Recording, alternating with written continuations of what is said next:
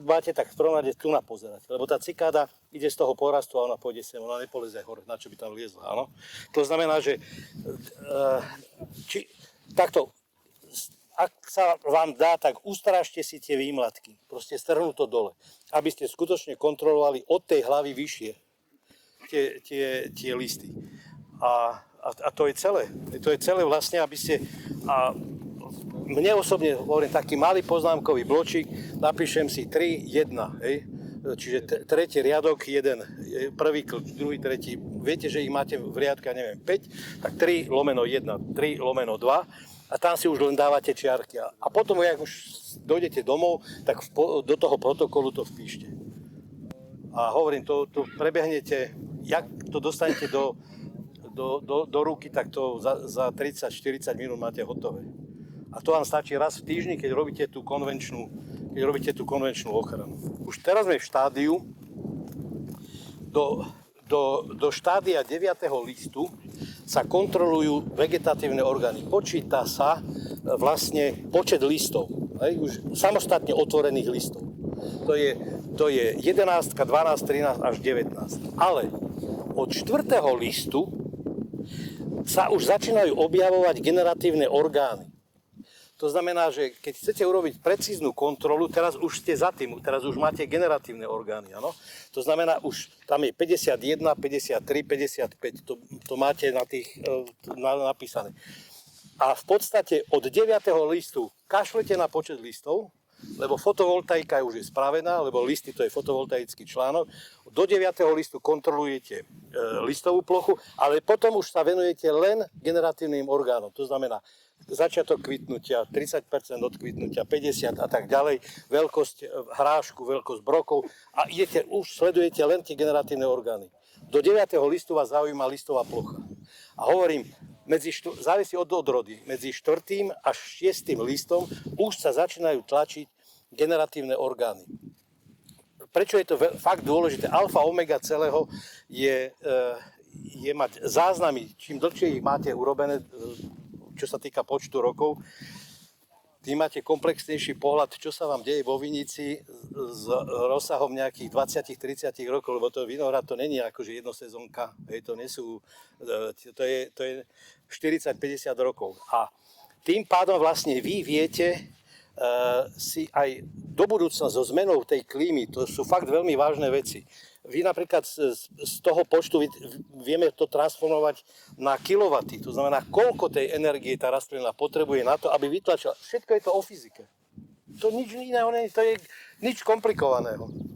Ale alfa omega je mať tie podklady, to, čo sa hovorí s tými čižmami. Prečo výskum v akadémii je taký, aký vyzerá? Lebo málo kto si chce natiahnuť čižme a ísť do vinohradu. Lebo odtiaľ idú vlastne tie podstatné dáta. Ten zvyšok, to už je nadstavba. Ale toto je niečo, čo si položíte základ.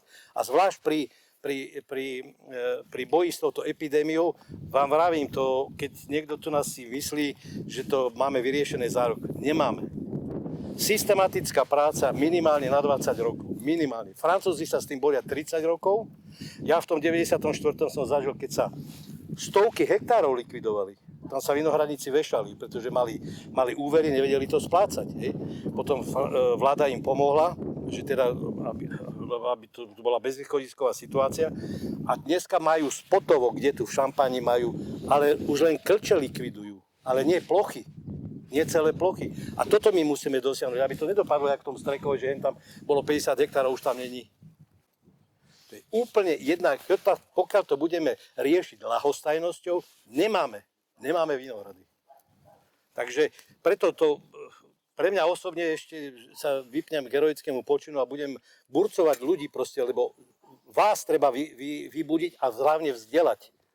Lebo darmo budú rozprávať. Zrušili sme si výskumné ústavy. Kto vás mal vzdelávať?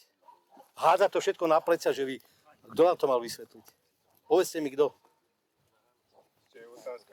Okolo v pohode sa to dá zistiť. Kto má už prax teda? Musíte, ale to vám vravím, to No, proti tejto ideme, hej, tam má 3,2. Jedince dospelé majú 5,2, samice sú väčšie 6,5 mm. A to už aj farebne vidno. Ináč, čo som pozeral, tak od tej jednotky je farba larvy biela a potom postupne prechádza cez takú žltú až do také svetlozelenej až hnedej na konci.